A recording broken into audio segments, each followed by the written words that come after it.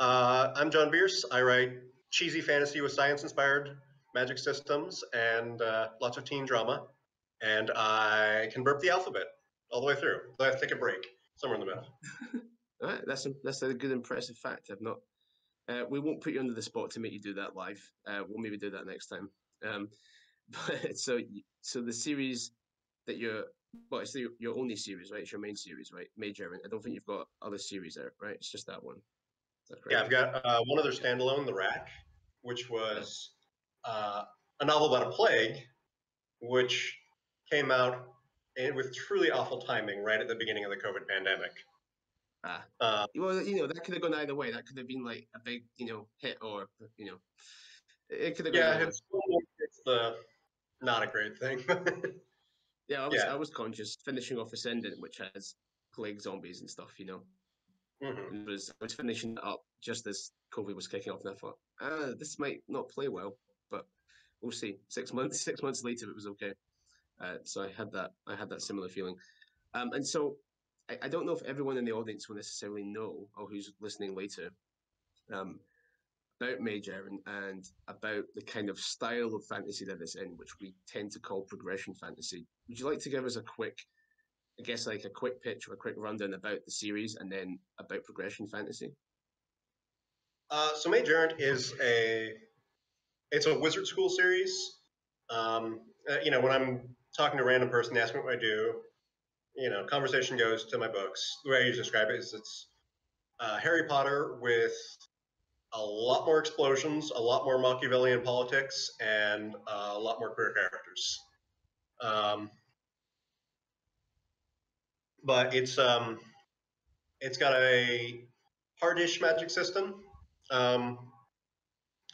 all based heavily around scientific principles and ideas.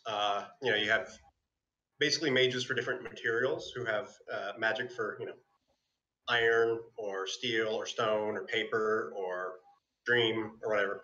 And sometimes I get a little silly with it, go more into the magic area of things, but I do a lot of basing parts of my magic system off of concepts in geology or chemistry or what have you. Have a lot of fun with it. Yeah. And in terms of progression fantasy in general, I usually just describe it to people as fiction for people who like training montages in movies too much. There was a lot of training montages. Yeah. Oh yeah.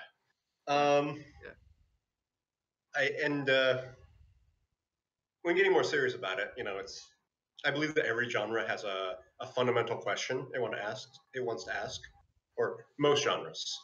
Genres are weird and complicated. Some genres have questions, others don't. Like fantasy as a whole does not have a question. It's just too big of a genre. And it's kind of a setting-based genre. But, other genres like romance has a central question, which is, what does it mean to be happy? Mystery has a central question, which is, who done it? And for progression fantasy, there's this core question of the genre. The core conceit is, what does it mean to have power? What does it mean to be powerful? And what is the relationship of personal power in society? And yeah, I think for all it is a very cheesy genre. It's a lot of fun. It's very silly. I love it. But it is an important question to ask right now, because we're living in a world where so many of us feel disempowered and powerless against huge systemic problems and giant social issues. And yeah, so we're in this caveat of sometimes you want to read progression fantasy just as escapism, but it also does reflect on very heavily on the things we want to escape from. Even the silliest, just most parody lit RPG stuff, it's still asking the central questions. Yeah, I mean, none of this stuff just works because it isn't tackling something or appealing to some part of our psychology in some way. I mean, a lot of fantasy has progression parts to it. I mean, most fantasy tends to have characters that start, or some characters within that start without much skills or knowledge or experience, and by the end they are very skilled, knowledgeable, or experienced or powerful. And that's a lot of the big classics had that. You have that in Game of Thrones, or some of those characters, or you would hope people like Arya, for example, she's going to become an assassin when she was a little girl. in the beginning, you have a lot of these progressive elements in most fantasy, and indeed in most stories, because and at some level, stories are just some sense of progression through something. Without a sense of progress in the story, we start to feel very bored, no matter what that progress is. So it's kind of like a distilled really down to its essence, and then cranked up to like 11 in progression fantasy, where the sort of point, I guess, like a part of the point is the progression itself, where you really focus on it. So it really just, it's a distilled element of what makes some of those other stories really great. And all the appeal of something like lit RPG with the numbers and the crunch and the problem solving, but with the broader scope of a big epic fantasy, and not necessarily having the constraints of the idea that this is literal game mechanics or an actual like VR game or some such, where kind of like the best of both worlds. I think that's why it does so well. I think that's why it's become so popular. It's the kind of the marrying up of epic and lit RPG in some respects. Yeah, and it's lit RPG. It's the most appealing part of the fantasy. It's not the actual power that you get from the game system or whatever. It's the fact that the progress you make in gaining that power is tangible. Unlike, you're trying to get in better shape. It's really hard to see the actual progress. Like you see maybe incremental gains from day to day, but you sometimes don't feel it, or when you're working on a skill. In lit RPG, you feel that. You see the progress with a box with numbers in it, and that's I definitely see the appeal. I'm definitely off of that. There's something deeply satisfying about seeing numbers go up. I mean, that's the basis for the whole Pokemon franchise, right? We have these little creatures, and we just see this XP bar go along, and the numbers go up, and somehow this is like crack cocaine. We love it. It's so much fun. Incidentally, I have pre-ordered the re-release of Pokemon Pearl, so I have not got out of that habit yet. I have not played a Pokemon game other than Pokemon Go in years, because I know if I do, it will consume my life until I've beaten it. Yeah, that's fair enough. Especially these like hard mode challenges that people do now, and the special ROM hacks, and it's like, very hard stuff. So back in the day, I did a personal challenge, Pokemon Crystal, all Gyarados team. I did it. All Gyarados. Why would you have to grind so many Magikarp? Why would you do that to yourself? Or did you catch them all? Okay. I cheated a little bit. I got the red sparkly one you just catch. But other than that, there's Magikarp, and I don't know what. I was a strange kid. I'm still a strange kid. That's why you write good books, man. So we're doubling back onto Mage Errant. Can you remember, like, I ask this sometimes because I think it's a fascinating question to ask, right? Is can you remember the moment where you created it in your head, like that first burst of inspiration? Can you recall that moment, or is it all just a blur now? So bits and pieces of it came together over time. Like the very first thing I came up with was part of the local cosmology for how the magic system works. And that was, and there was an earlier plot attached, and that was very different and very darker. And I'm glad I ended up going with this one. I don't. The original plot wasn't great, but really, it was really just like a spur of the moment flash thing, right? I was trying to break into comic books at the time. Still trying. It's, as Jack Kirby said, comics will break your heart. And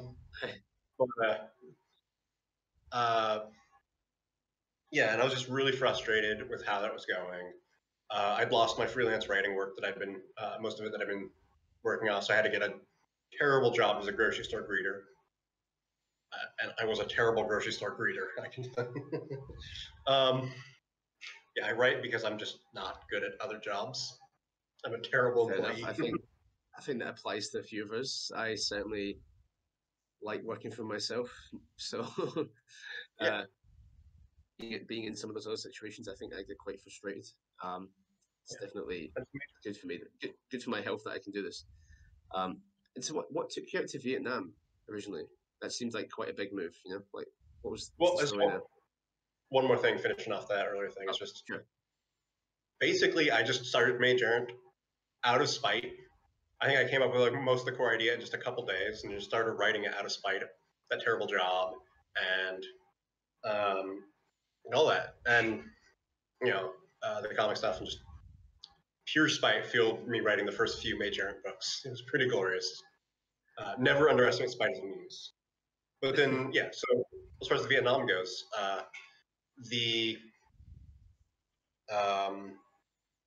after Mage Errant started selling well enough that I could quit the terrible grocery store job, I pretty immediately knew, just like, yeah, I want to travel, right? Because I'd been dreaming of mine to become a digital nomad for years. I've got, some friends and some acquaintances who've done it. And yeah, like the instant I had enough money and I was in the right space for it, I started traveling and doing that. And it was a mixed bag. A lot of it was so much fun, getting to see parts of the world I'd never seen before. Like just really traveling all over, like leaving the States really for the first time. And it was great. It was also very difficult, hard to adapt to not having just like a network of friends and acquaintances and, no social around yourself in real life. And, I was really just getting the hang of it, starting to figure things out. And then COVID hit, and I landed in Vietnam literally less than a day before the whole country locked down. And I've been here ever since. And I had a 3-month tourist visa that I originally wasn't even planning to use for more than a month. So I stayed here for 3 months, got 1 renewal, and then Vietnam just started giving just free renewals every month. And I've been here for most of 2 years, 3-month tourist visa. Okay, so stranded by COVID, but stuck it out. I mean, it seems like you're quite enjoying that. You quite settled? Yeah. Yeah. I'm living like right on the beach with my girlfriend. I'm going to walk out the door, a hill overlooking the beach. Wow. It's really nice. Yeah. Yeah, a far cry from. Were you in the city before? Because in Scotland, my home in Scotland, when I go home to visit my parents, is at the coast, at the seaside. It's beautiful. I come into London, and I'm in a reasonably small flat in the centre where it's all concrete, and I look out the window, and it's just another brick building. So, yeah, it's good to get away and just see the ocean again. Absolutely. I like. Are you in London now, or? Yeah, I'm in London now. I was in Scotland for most of the pandemic, but then we came back in the summer, which was good, and it's sort of blipped by the rest of the year because it's been like half a year in one place and half a year at the other, and it seems to have gone too fast, and I don't know what's happened to the time, which is a bit frightening. But so like Mage Errant took off, did really well for you, allowed you to become a digital nomad. Which is great and really quick, right? I mean, it seemed like quite an out the gate success story, if I'm not mistaken. It was really fast. The first book took a second, right? I was making a few $100 a month off of it, not even enough to cover the rent. And I was in Portland, Oregon, which not the worst city in the world for rent, but it's still pretty rough. And then book 2 comes out, and it just takes off. I was not expecting it. And yeah, I got really lucky. And I love Mage Errant. I think I wrote something good with it, but there's a lot of luck to this kind of stuff, and I got it, and I was You've got to capitalize. I mean, yes, we get lucky sometimes, but you have to make the most of it. Given that it was, I mean, you say it's luck. I think it's probably the books are very good, but for all the books so far, for all the publishing, what's been the biggest eye-opening experience? I guess the thing that you weren't maybe expecting, or something that's taken you by surprise.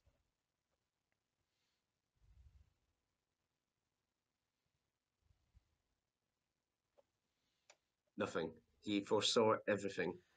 I see all. I know all. No, it's one of the things, like, I knew that contracts were going to be tricky and challenging, but I didn't know.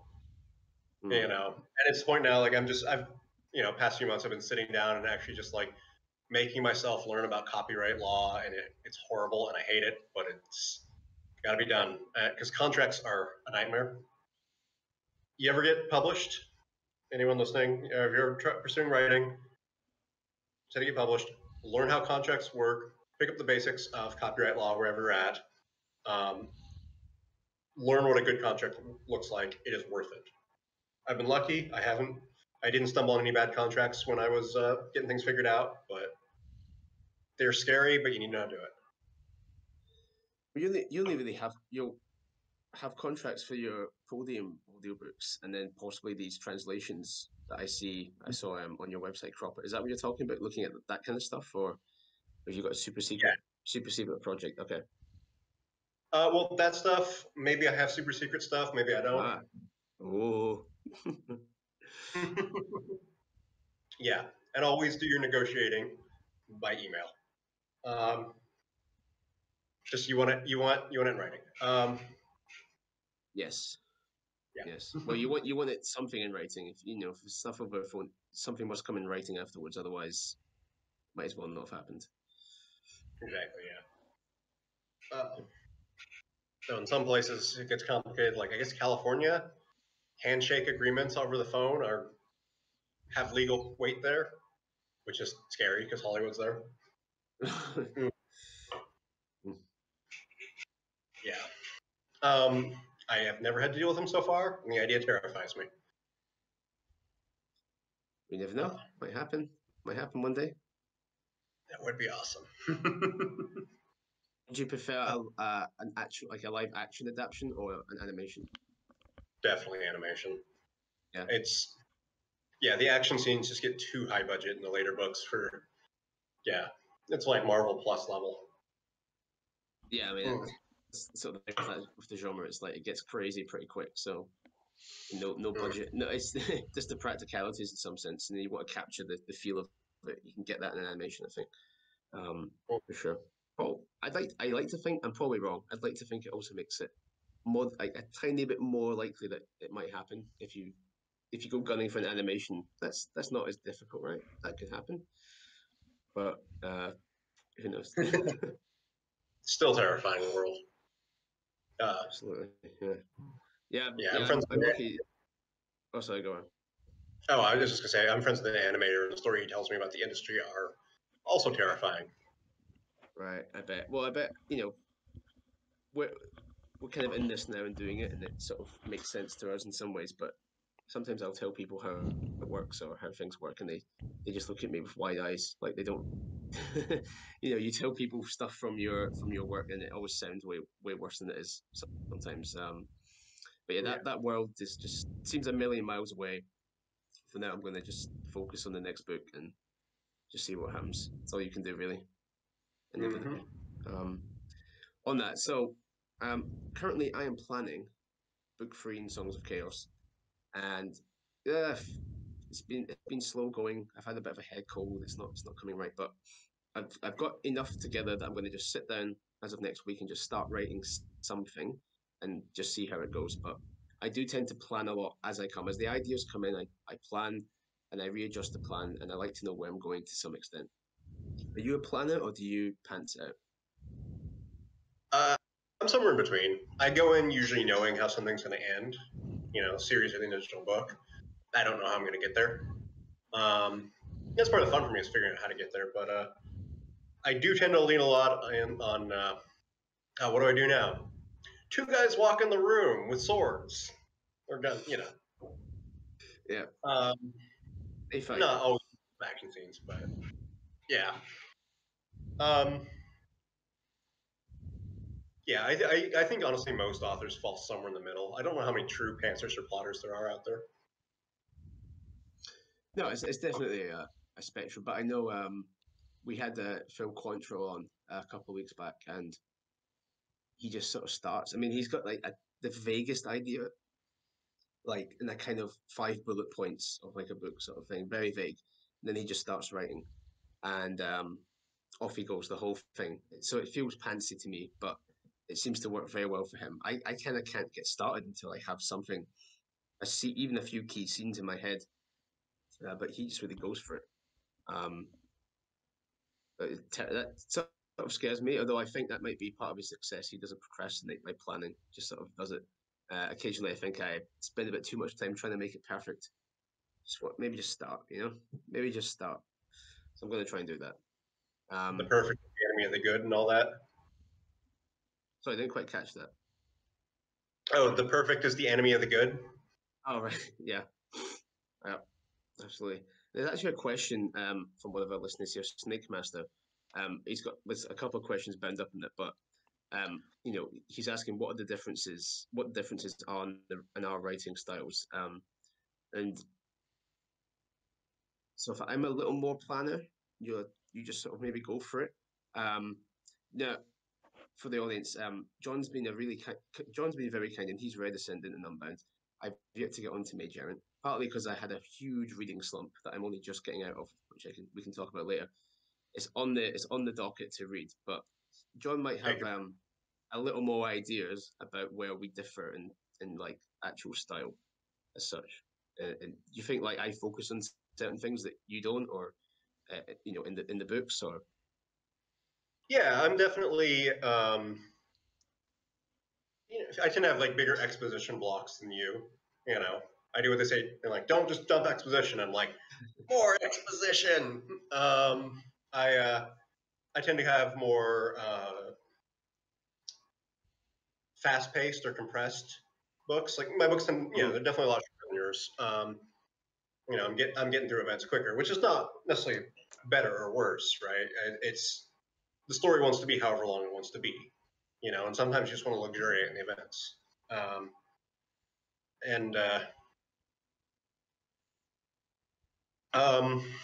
I'm definitely much more into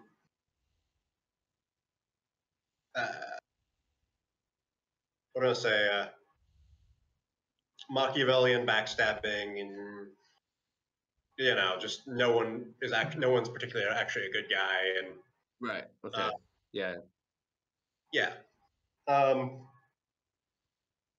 Like even my protagonist, like Hugh, is kind of like just he takes care of his friends, and he just does not really think of the greater moral situation going on around him. And then, it's not that he's selfish or a bad person. He's just caught up in. He's got a really bad past, and he's dealing with a lot of mental health stuff, But so everyone's a bit. I wouldn't really say selfish, but everyone's just a little bit more pushing themselves forward a little bit more. And I don't feel like say that your character's like morally simplistic or something, or that I definitely don't want to imply that Machiavellian and darker setups are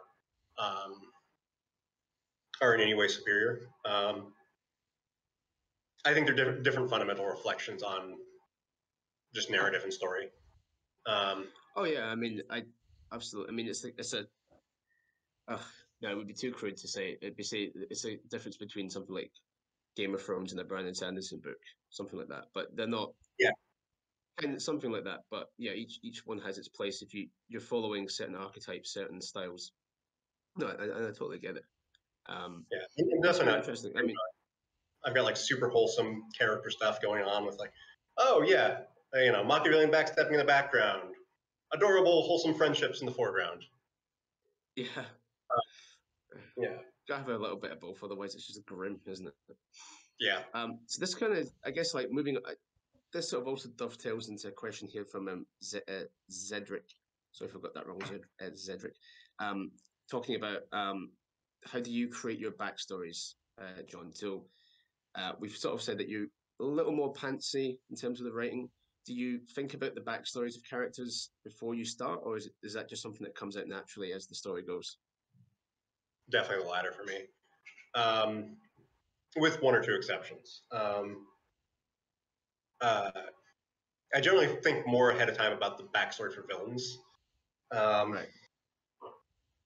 But that's interesting. Like, why do you think that is? Because I think I know why that might be, or at least for me. But why do you think the villains draw your attention more initially? They're always more fun. More fun. Yeah. I don't know if they're more fun for me. I just think I need to know. I think the more I've gone through this, the more I'm like, okay, whether it's a villain or someone that's acting as an antagonist, even if they're not a villain, they're getting in the way of the main character. Like, why are they doing that? What on earth is their motivation? And so if I don't know that, if I don't know why they're doing what they're doing, therefore I don't know what they're going to do, which means what's the plot going to be? But if I sort of have a better sense of what the antagonist is thinking, why they're doing it, and what they should be doing, and then think, okay, that's this. Then the main character can thwart them or get in the way or however that works. But yeah, without knowing the villain in some capacity, I find it very hard to get the story going. Yeah, no, I definitely get you. And it's like with protagonists, I love discovering where they're coming from, what their motivations are, what makes them tick. You know, like starting with, I've got a good idea what their personality, what they're like, and then I go back and figure out how'd they get like that. It's kind of like the way, I start with the ending and how do I get there? Right. It's funny because for anyone who's read both books, there's a couple characters that have same names. There's a Talia in both of our books, and there's a Godric in both of our books. Like the Godric in my books, like he's one of the four main characters. Shows up in book one, a little bit after the first three main characters. He was originally planned as just like a cameo side character.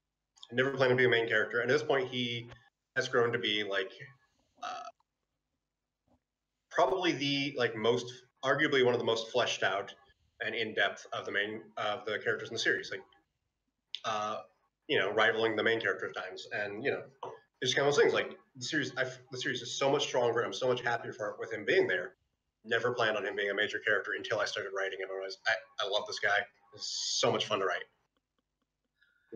Yeah, that's happened. Not to that extent, but I've had characters pop in where I needed them for something, or I just added them into a scene because I thought it was interesting. But something about them kept cropping back, and then their position in the story builds. That happened in Dragon's Blade a lot, and not happened so much in songs yet. But just things like the twin blade guys, the guards, just totally, I just needed people in book one. Like the bullet point in my plan was, guards come to arrest Hope. But as I was writing it, I was like, this needs to be interesting. Like, so let's make these characters interesting. And then I liked them and I kept bringing them back in all the way through, as they get a little bit of action going. So absolutely, that's some of the best stuff that you don't even think about because you do. I don't know about you, but I spend so much time stressing about the kind of POV character and stuff that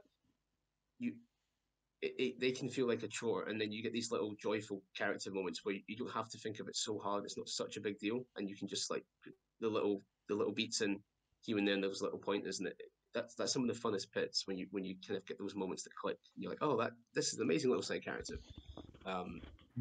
Get very, very happy about these side bits, even though I think the main bit is terrible as I write it. I'm like, this sucks, but all this stuff in the periphery is good. So far. Yeah, it's like this little gremlin here in there for 2 paragraphs. I love this gremlin. Yeah, absolutely. So a question from Vrix here for you. What was the motivation for a skill setting rather than out in the open world or in the wizards but hidden away in a forest, etc.? So why a school and not a bigger open world?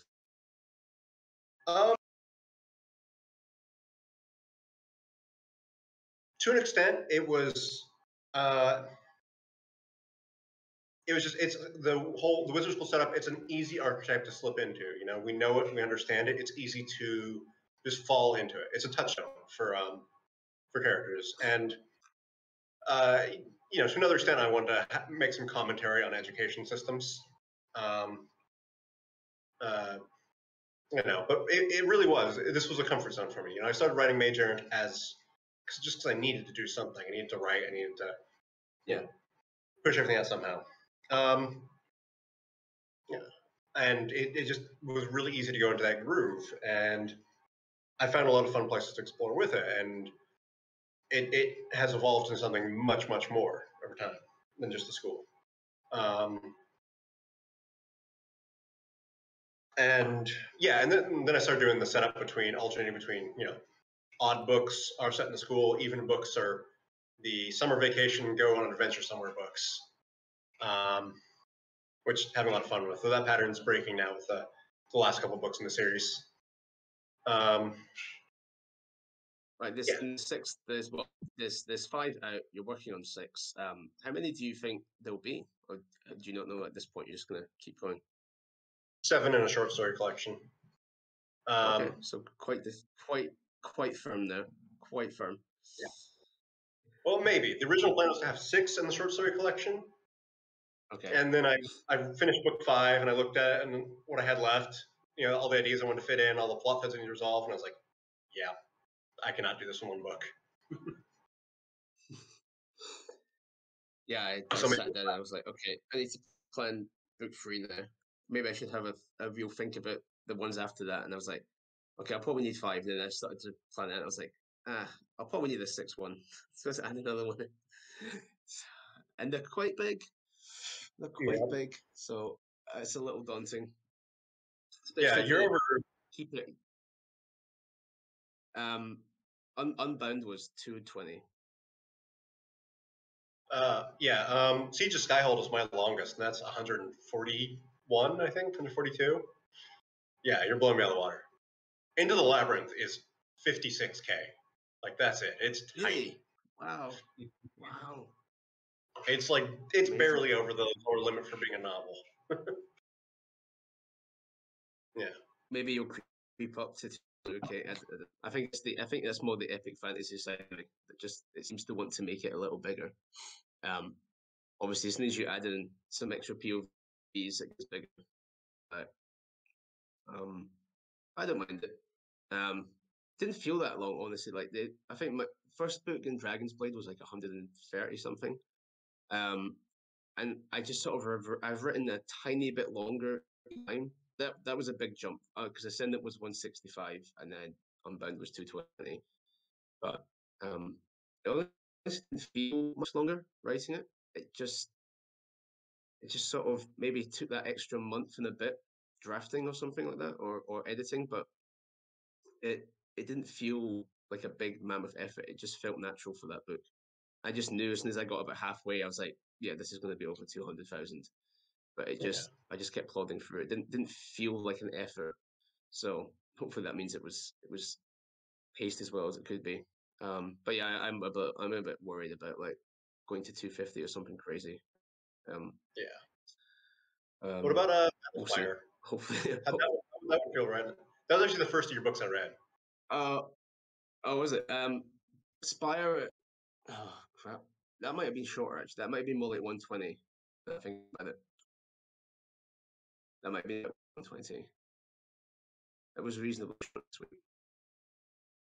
Yeah. I don't know. I went along. I took a little break and then I ballooned. Yeah.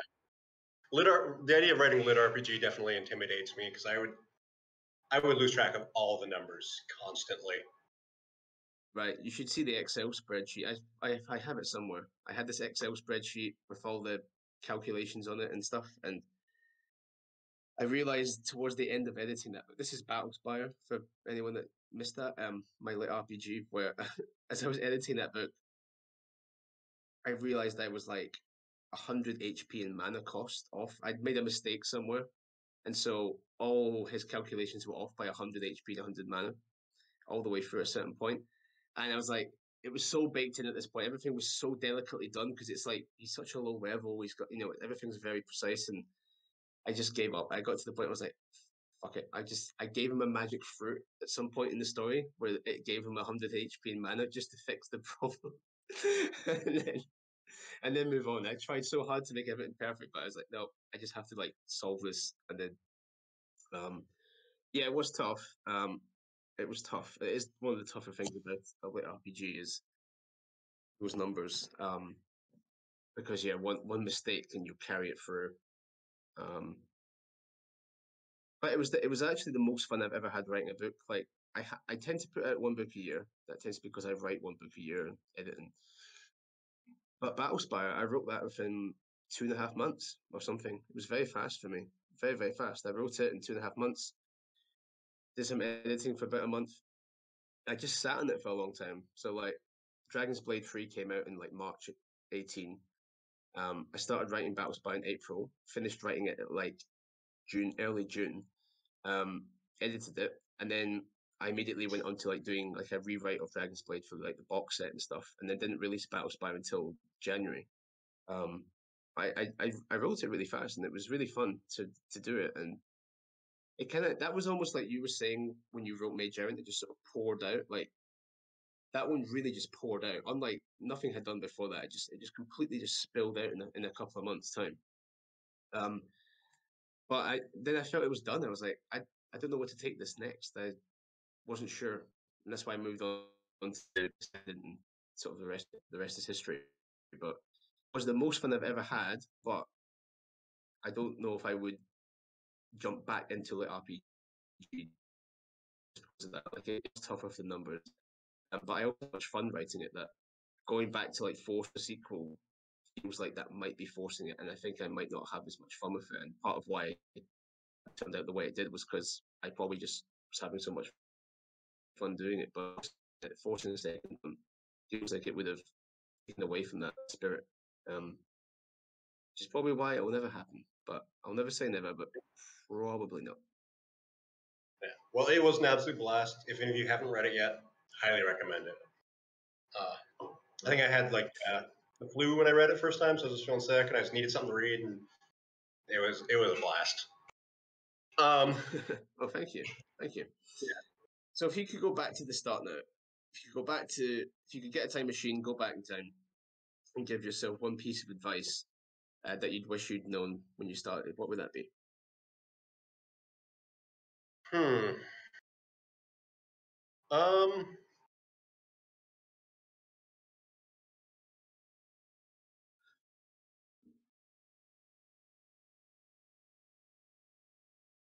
It would definitely be a warning about ergonomics.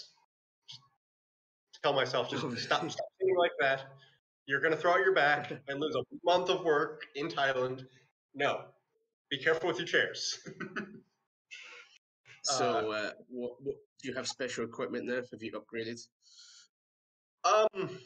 Not really. Well, I mean, sort of. I got a little like one of these mobile stand-and desk sort of things. Right. I've got it loaded down now, so I can just sit.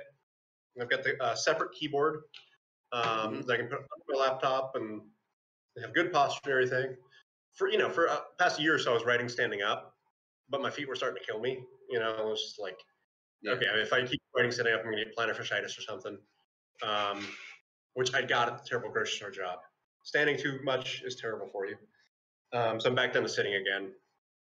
But I'm just being really careful about my posture, and get my screen up at eye level now instead of like looking down at it. Yeah, posture. I had for sure. I had a decent setup in the sort of home office space when I was back in Scotland, where those I can't remember its name, but it's like a set of these like wooden planks that lock in. So you sort of put it on top of a desk, then you can put the laptop on like a little shelf. So it sort of functions as a standing desk without being a really big, expensive, adjustable standing desk.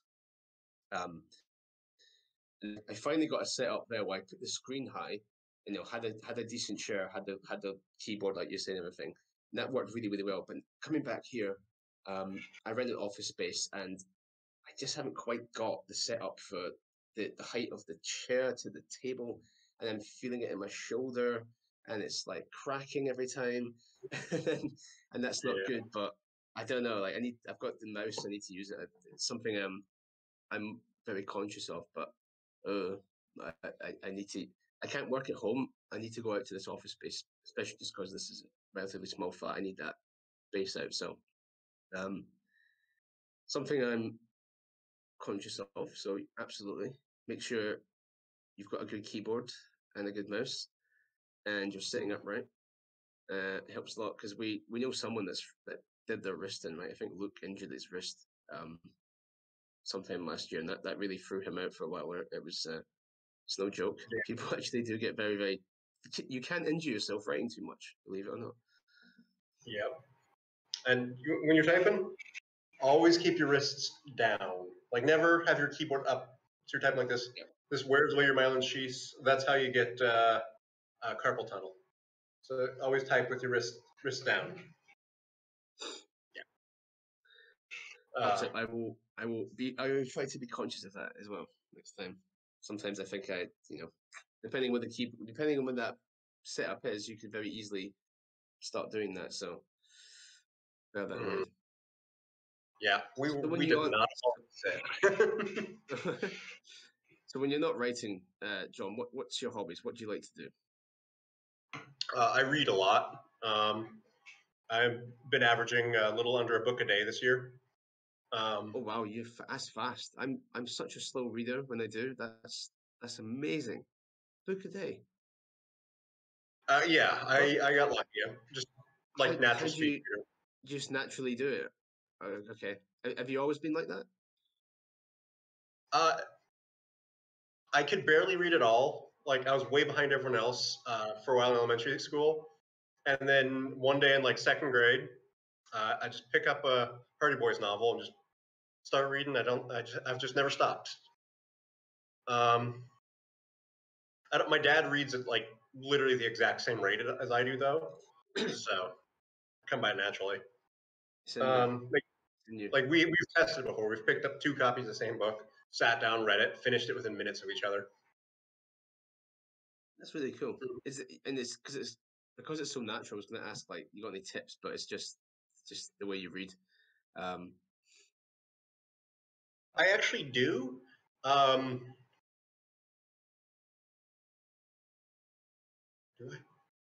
I? Oh yeah, minimize your the left to right movement of your eyes. You can, you always do it if you're on your phone. Reading on your phone, use larger text or Kindle. Doing a book, you can just drag your finger down. I don't usually do that because I read fast enough. Reading faster just starts to hurt my brain. Though also on audiobooks, I'm up to like 2.6 times normal at this point. Okay. I'm still on normal. I like it at the pace it is. I'm mostly listening to like dry nonfiction audiobooks. So I'm not, if I listen to fiction, then I slow it down and enjoy the narrator. But nonfiction, I'm just like, give me your knowledge. Download it into my brain. Mm-hmm. It's still crazy. And I mentioned I had a really bad reading slump for a long time. I was still listening to books on audio, and I tend to get through most of my books on audio. But like actually sitting down and reading with the Kindle or with a paperback, I don't know. Maybe you went through. I guess you haven't gone through this phase, but I just hit this little phase a couple of years ago where I kind of couldn't get into them. Nothing really hooked me, and then I started to feel really guilty that I wasn't. If I'm sitting down, I could be working, so I felt kind of guilty. Whereas with the audiobooks, that was when I was doing anything else, so it was okay. And it just felt like I just couldn't get into reading, and it was a bit sad. But recently, I don't know why, I don't know what's done it, but I've been able to jump back into it again, and I've started to really enjoy it again. So hopefully, I can catch up and go a bit quicker. But even when I do love reading, I'm quite slow. Like if I get through a book in like a week, that would be like really impressive. That would be like really impressive going at full tilt for me, sort of thing. Because I'm not like, I don't necessarily sit there for hours and hours and hours, but I can't imagine doing it in a day. That's just wild. You must get through so many stories. I get through a lot, but the downside of that is my to read pile just builds even faster. I've got 519 unread books on my Kindle right now. Do you use Kindle Unlimited? I do, yeah. A little less so these days. Like when I first got Kindle Unlimited, I was broke. I couldn't afford to buy a bunch of books, so I was just tearing through anything I find on Kindle Unlimited. These days, I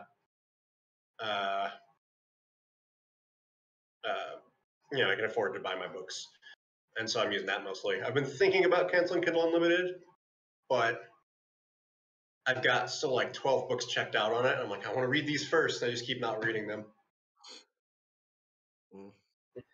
For someone that reads so fast, you think you would get through the TBR. So it's a little scary to hear that actually the TBR just gets higher. Mm-hmm. You never get through the TBR. The TBR gets through you.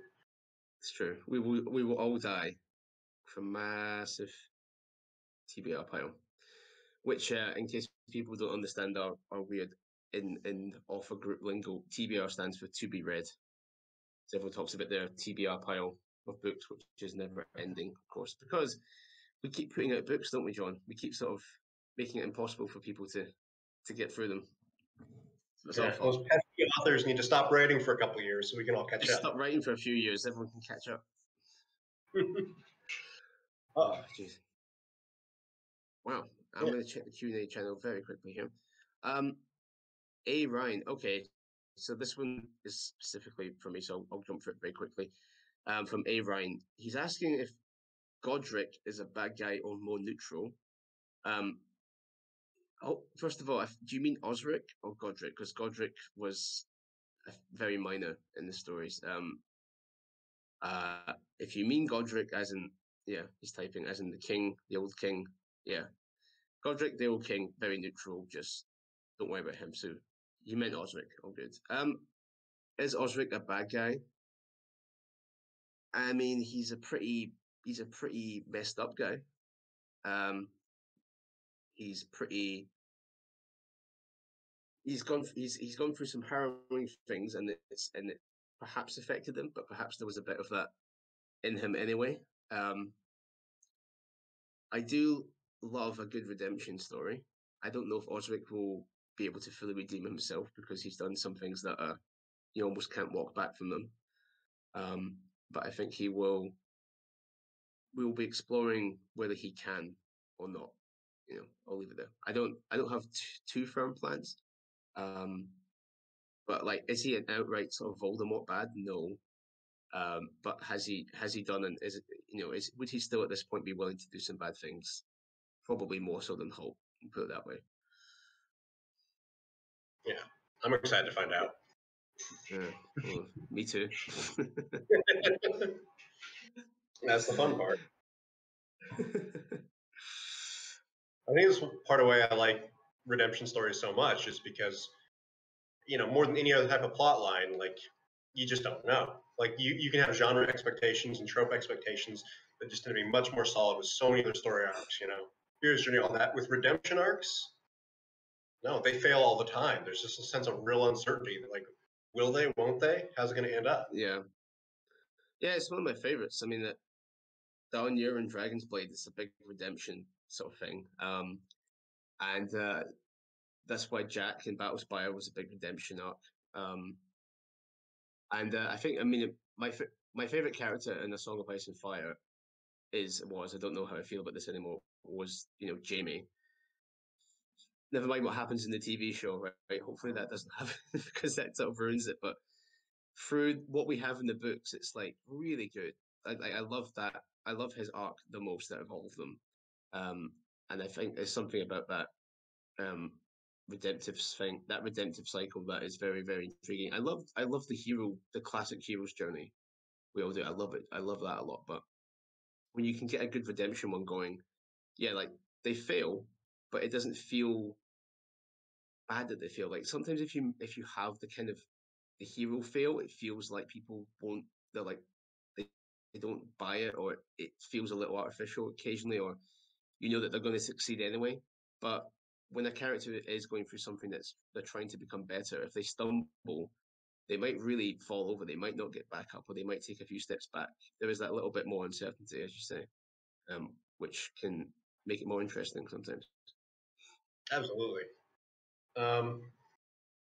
Yeah. No, I agree about Jamie's story. It's excellent. So I think my personal favorite is probably Tyrion. I'm a Tyrion fan. Still a Tyrion man. Still Tyrion man. He's just so much fun. He is fun. Yeah, he was my favorite until the later books, and then I just kind of, obviously it's a little more murky, and he's got less to do, and it's a bit less. Whereas Jamie's felt a little smoother. But yeah, Tyrion's great. Let's just hope that the books divert from the show in those final moments. Well, even if they don't, like, I feel like Martin can do a better job with it, right? Like, that plot line could have worked if the execution had been Right. It's I think the execution of it that was really flubbed. Especially it's just they didn't foreshadow enough, they didn't stretch it out enough. They just wanted to get it over with to get their Star Wars TV show, and then they ended which is never going to happen. Yeah. I don't know. You know, it's going to be very controversial. I don't know. I don't. The more I think about it, the more I just because it's. I think it is very easy to say like, oh, anything can work if you make it. You know, like you can get away with anything so long as it's good, sort of thing. I just, you know, because it was very rushed and they didn't do a great job. I just kind of can't see the steps that were missing to make me buy what those characters ended up doing. I just kind of can't see that I just can't see those steps. But yeah, maybe he'll completely surprise us and make it amazing.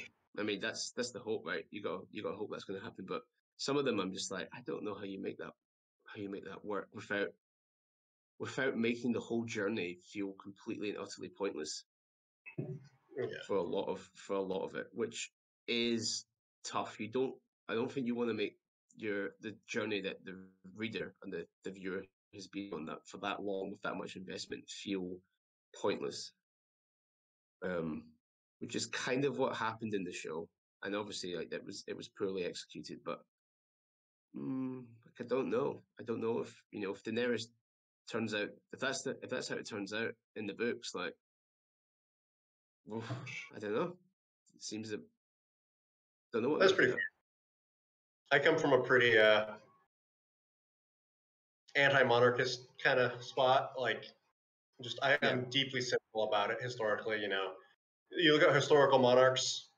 Out of every 5, 3 were incompetent.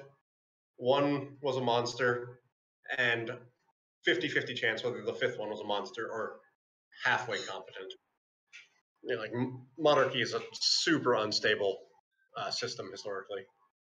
And so yeah, I'm kind of a sucker for plot lines where the monarchs turn into bad guys.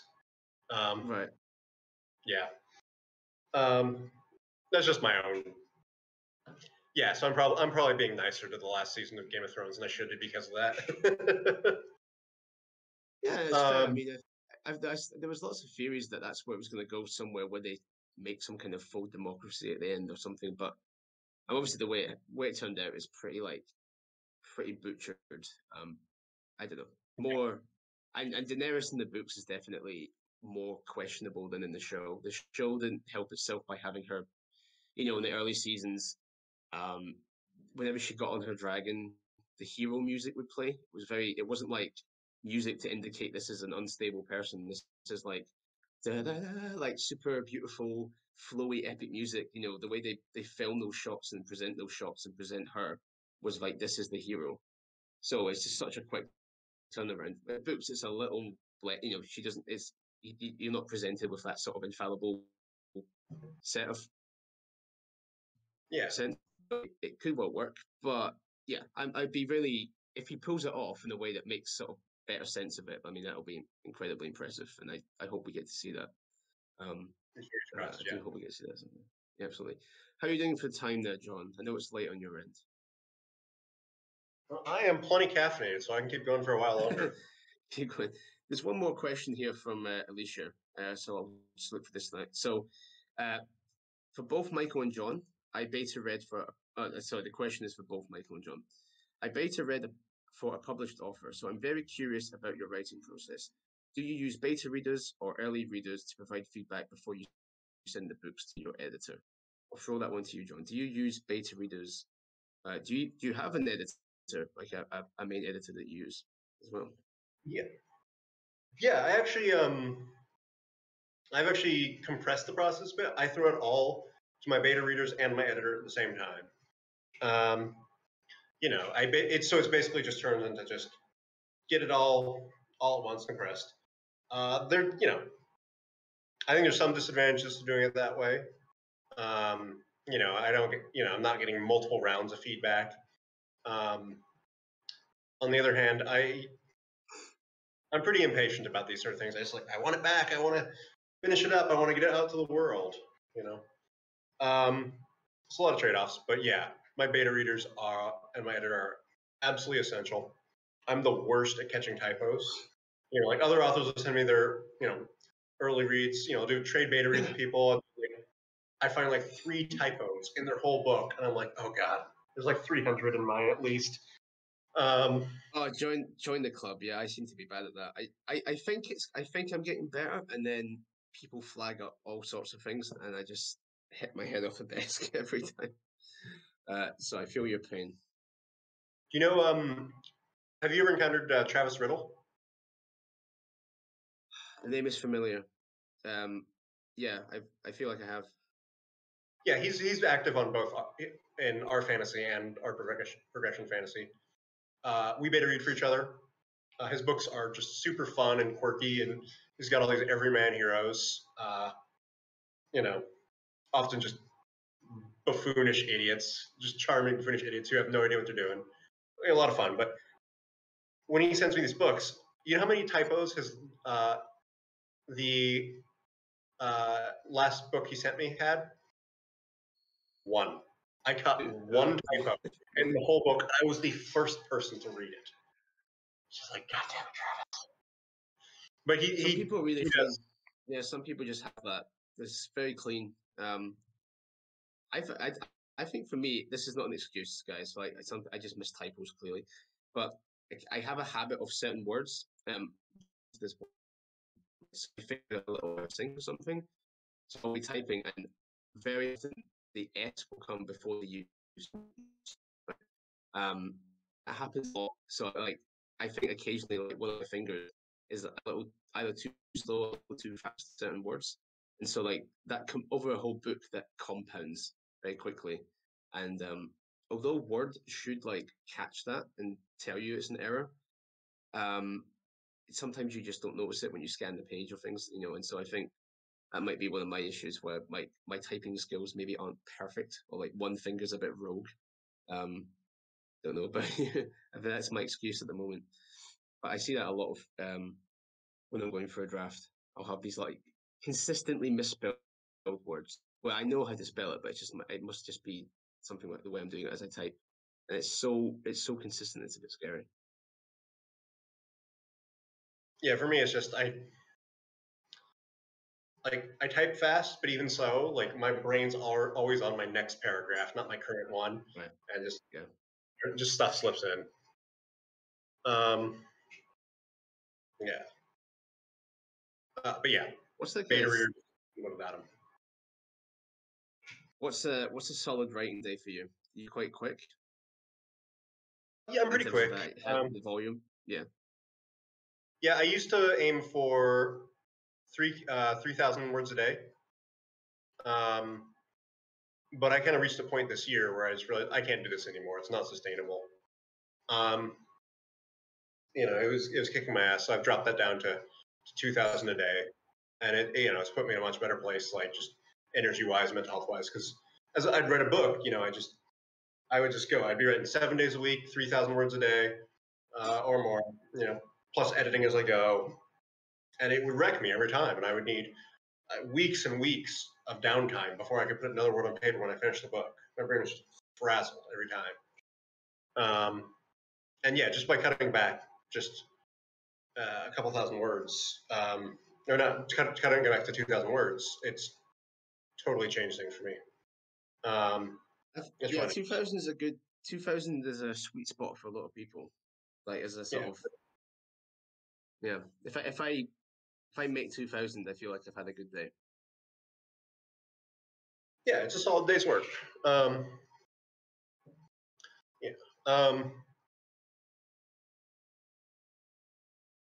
Yeah, like I say. Yeah, I don't know. How many days do you do? Do you do the full week, or do you try to give yourself weekends, or? I've spoken about this a bit before with some folks, so apologies if you hear me repeating myself. But I worked pretty much 7 days a week for a long time. Partly because obviously I'm working on my own stuff, but then I was working with Portal books a lot, especially in the early days. That was very full on, and even up until March this year, I was pretty much splitting my time 50-50 between the two. But I completely burned out. I completely frazzled around March of this year, and I had to say to the guys at Portal, look, I need to take a step back from this and just focus on Unbound, focus on getting that right. And since doing that, I have been able to claw back more time. So now I'm trying to do things like not work in the evenings, because I used to. There was a point where I just got up, had breakfast, worked in the afternoon, and then worked again in the evening, and still wrote in the evening, sometimes to like 11 p.m., trying to just get the words out, trying to get it all done.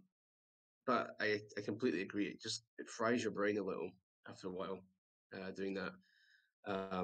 So I'm trying now to, when I come home from I rent this office space. When I come home from that, I try not to do any more writing or any more work if I can help it. Other than like a few things, like say like an interview like this or something. When I'm home now, I'm not working. You know, like in the evening, I'm not working, and trying to take at least one full day off a week, be it Sunday or Saturday. But to be honest, I'm starting to take both the weekend days off. It helps actually being back in London post-COVID that like I've got most of my friends here, me and my girlfriend can be more sociable. We can get locked in Scotland, kind of locked in, and there wasn't much to do, so probably the time with a bit of work. But now I do more social things and get out there. So actually, yeah, I'm starting to take weekends, starting to have the evenings off, and I don't know if it's more productive because I haven't quite got into writing the next book yet, but it feels a lot better for the mental health. Everything just feels less stressful across the board. Like I feel calmer. It'll be easier, but we'll see. But yeah, I'm very conscious of trying to take a little bit more time because the burnout was really real around March this year. I completely fried. Mm-hmm. Yeah, it doesn't help the world so crazy right now. Yeah, I try to avoid it. Lock myself in with audiobooks. Yeah.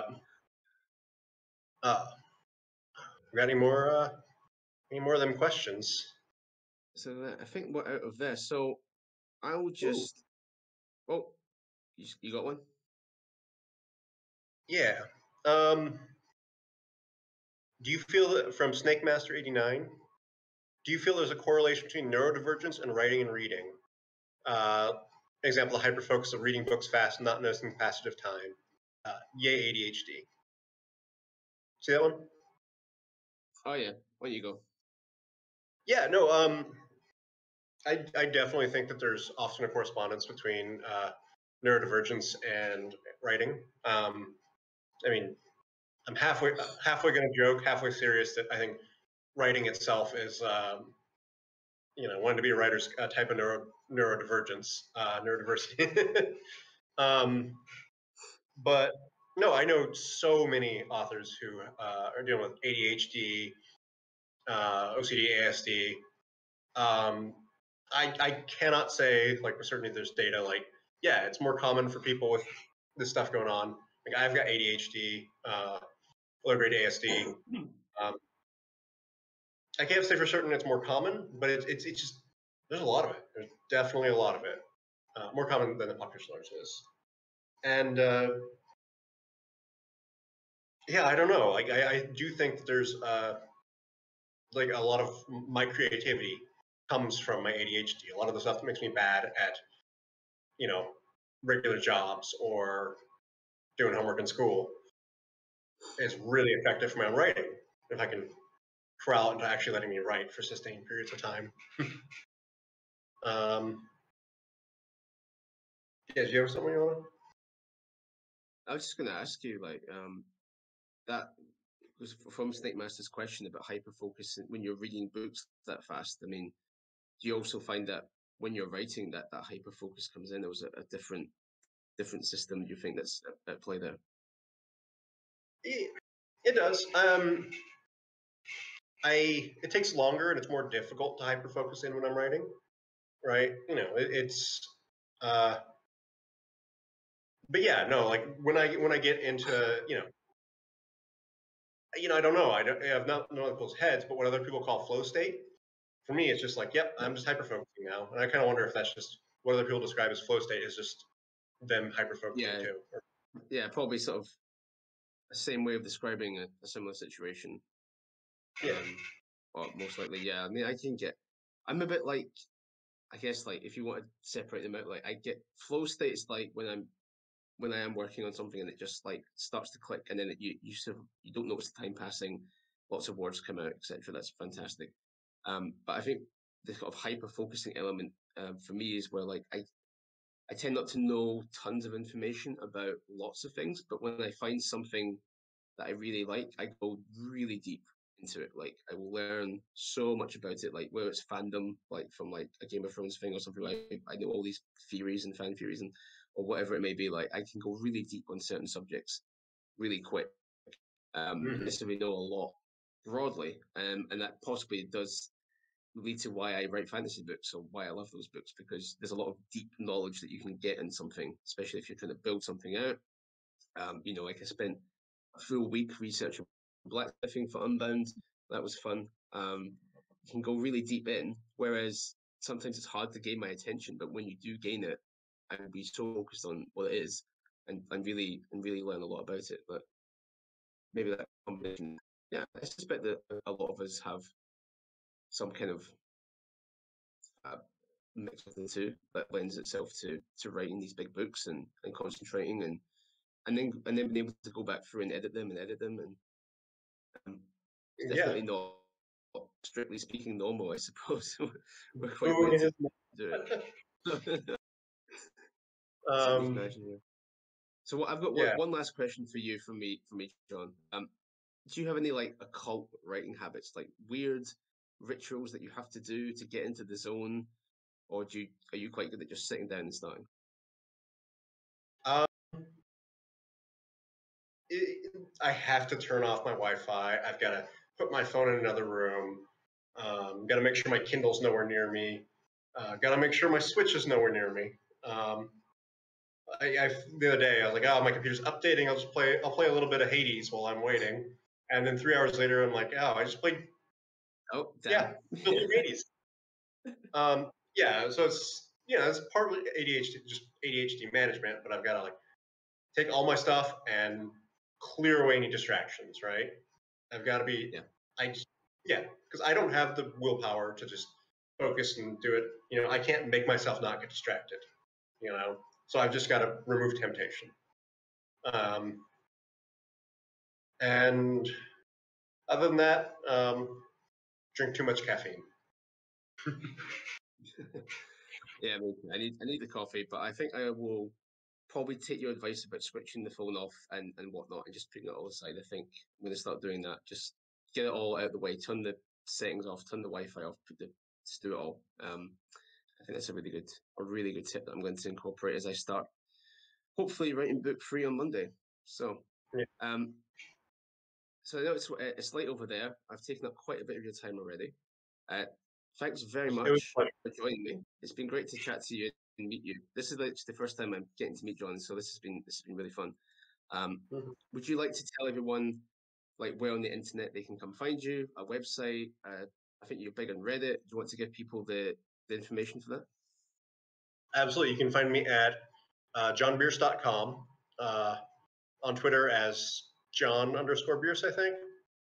On Reddit, you can find me. I'm a frequenter of our fantasy, our progression fantasy, and there's a Mage Errant subreddit, our Mage Errant. Pretty active there. Sometimes post, sometimes just to commission art and post it just for the fans of something fun. And yeah, I don't think I'm missing anything. That's them all. Yeah, that's a good suite. Yeah. All right, well, we'll leave it there, guys. Thanks for coming along. Hope you enjoyed it, and we'll see you all at the next one. Bye for now.